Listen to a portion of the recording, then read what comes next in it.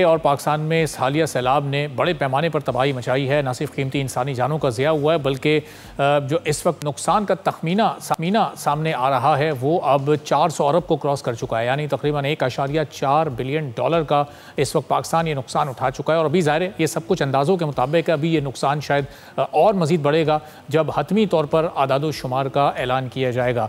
अब ये 400 अरब या 1.4 बिलियन डॉलर्स पाकिस्तान की इस वक्त इकॉनमी में कितनी अहमियत रखते हैं, कितना ये डैमेज कर सकते हैं, चूँकि सब जानते हैं कि मौसमियाती तब्दीलियों का असर इस वक्त सबसे ज़्यादा पाकिस्तान पर हो रहा है। पाकिस्तान सबसे ज़्यादा मुतासर ममालिक में शामिल है, लेकिन इसमें पाकिस्तान का हिस्सा 1% भी नहीं है। और जो GDP पाकिस्तान की इस वक्त मुतासर हुई है इस सिलसिले में वो 0.33%, यानी ये 400 अरब रुपये पाकिस्तान की GDP का 0.3% है। इसमें चावल की फसल को हमने बहुत नुकसान होते देखा। गंदम जो पिछले 2 साल से वैसे ही बड़े बुरानी कैफियत में गंदम के किसान थे वो अब इस साल भी मज़ीद मुश्किल में आ सकते हैं। फिर हम सब्जियों और फलों की हमने कई फसलों को मुतासर होते देखा है, जिसके नतीजे में अब ज़ाहिर है कीमतें भी बढ़ रही हैं मार्केट में और इन चीज़ों की कमी भी पैदा हो रही है।